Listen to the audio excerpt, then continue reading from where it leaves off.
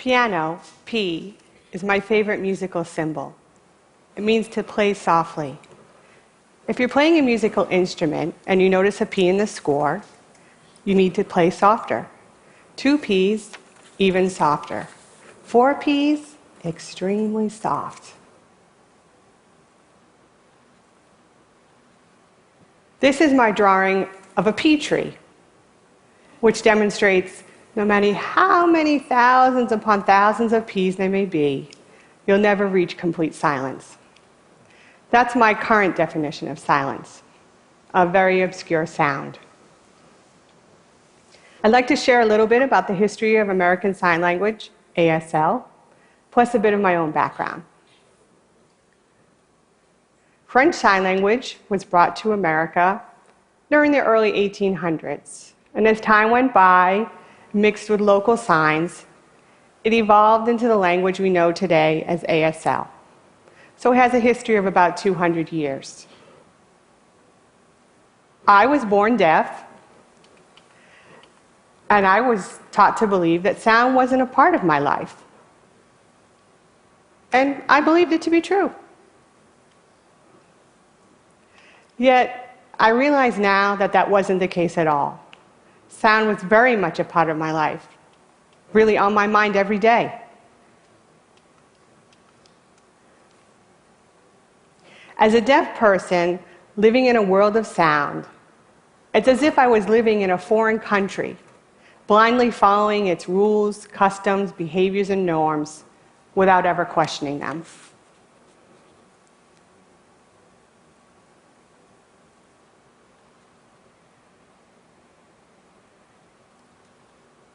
So how is it that I understand sound? Well, I watch how people behave and respond to sound. You people are like my loudspeakers and amplify sound, and I learn and mirror that behavior. At the same time, I've learned that I create sound, and I've seen how people respond to me. Thus, I've learned, for example, don't slam the door. Don't make too much noise when you're eating from the potato chip bag. Don't burp. And when you're eating, make sure you don't scrape your utensils on the plate. All of these things I term sound etiquette. Maybe I think about sound etiquette more than the average hearing person does. I'm hypervigilant around sound. And I'm always waiting in eager, nervous anticipation around sound about what's to come next. Hence this drawing. TBD, to be decided. TBC, to be continued. TBA, to be announced.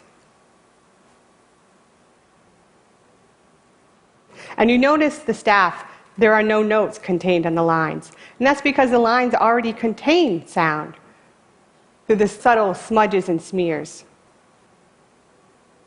In deaf culture, movement is equivalent to sound.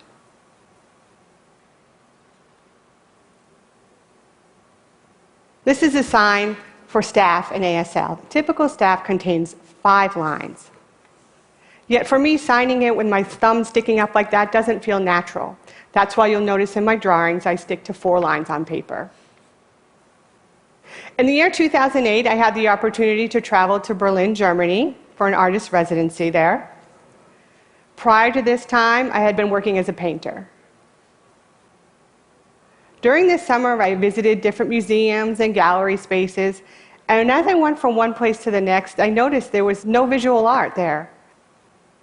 At that time, sound was trending, and this struck me. There was no visual art. Everything was auditory. Now sound has come into my art territory. Is it going to further distance me from art? I realized that doesn't have to be the case at all. I actually know sound. I know it so well that it doesn't have to be something that's just experienced through the ears. It could be felt tactually, or experienced as a visual, or even as an idea. So I decided to reclaim ownership of sound and to put it into my art practice.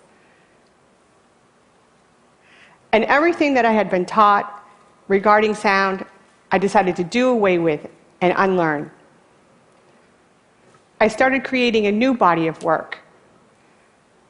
And when I presented this to the art community, I was blown away with the amount of support and attention I received. I realized sound is like money, power, control, social currency. In the back of my mind, I always felt that sound was your thing, a hearing person's thing. And sound is so powerful that it could either disempower me and my artwork, or it could empower me. I chose to be empowered. There's a massive culture around spoken language. And just because I don't use my literal voice to communicate, in society's eyes, it's as if I don't have a voice at all. So I need to work with individuals who can support me as an equal and become my voice. And that way, I'm able to maintain relevancy in society today. So at school, at works, and institutions, I work with many different ASL interpreters. And their voice becomes my voice and identity. They help me to be heard. And their voices hold value and currency.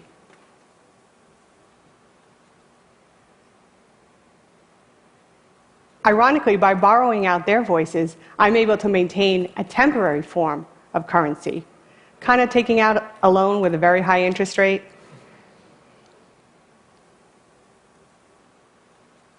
If I didn't continue this practice, I feel that I could just fade off into oblivion and not maintain any form of social currency. So with sound as my new art medium, I delved into the world of music.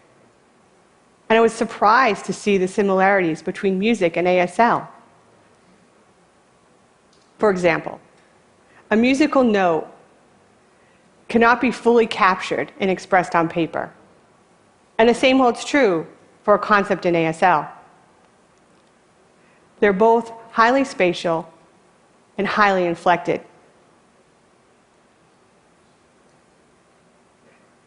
Meaning that subtle changes can affect the entire meaning to both signs and sounds. I'd like to share with you a piano metaphor to have you have a better understanding of how ASL works. So envision a piano. ASL is broken down to many different grammatical parameters.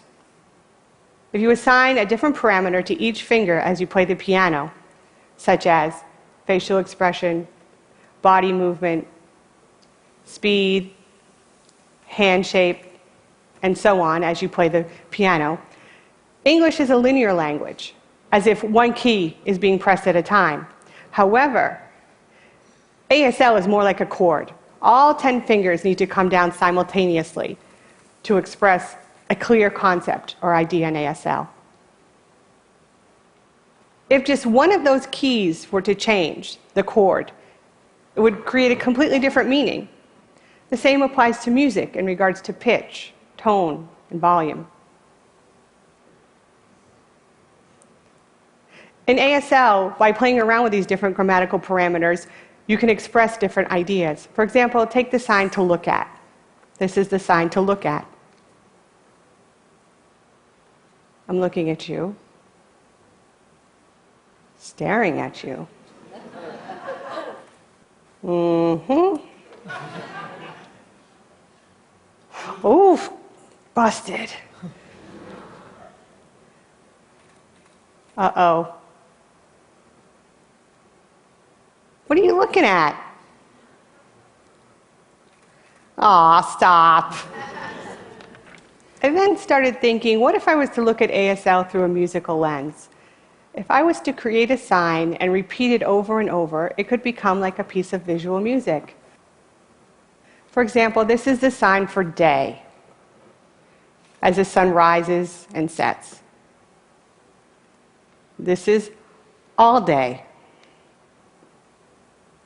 If I was to repeat it and to slow it down, visually it looks like a piece of music. All day. I feel the same holds true for all night. All night. This is all night represented in this drawing. And this led me to thinking about 3 different kinds of nights. Last night, overnight,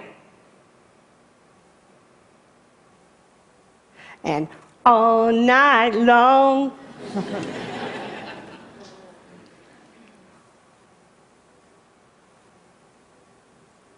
I feel like the third one has a lot more musicality than the other 2. This represents how time is expressed in ASL and how the distance from your body can express the changes in time. For example, 1H is one hand, 2H is two hand. Present tense happens closest and in front of the body. Future is in the front of the body, and the past is to your back. So the first example is a long time ago, then past, used to, and the last one, which is my favorite with a very romantic and dramatic notion to it, once upon a time.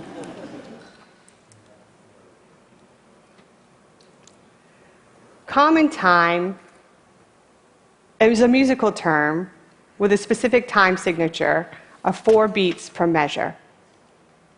Yet when I see the word common time, what automatically comes to mind for me is at the same time. So notice RH, right hand, LH, left hand. We have the staff across the head and the chest.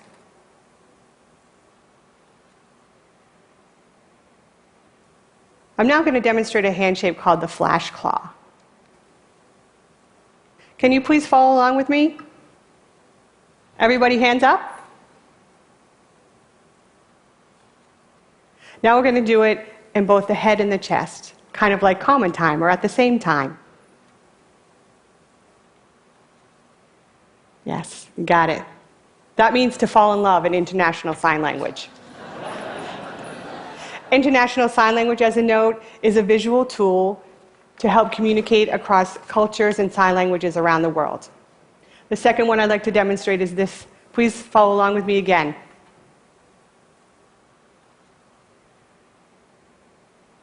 And now this.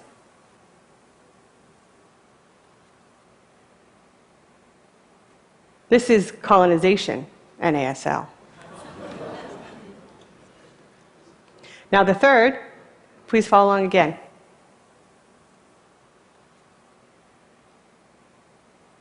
And again.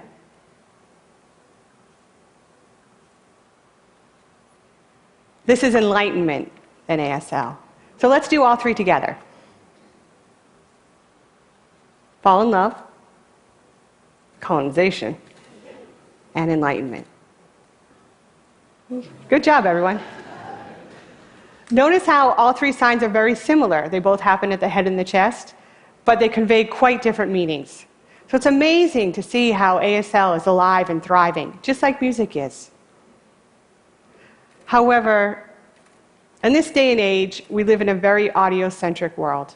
And just because ASL has no sound to it, it automatically holds no social currency. We need to start thinking harder about what defines social currency and allow ASL to develop its own form of currency without sound. And this could possibly be a step to lead to a more inclusive society. And maybe people will understand that you don't have to be deaf to learn ASL, nor do you have to be hearing to learn music. ASL is such a rich treasure that I'd like you to have the same experience. And I'd like to invite you to open your ears, to open your eyes, take part in our culture, and experience our visual language. And you never know. You might just fall in love with us. Thank you.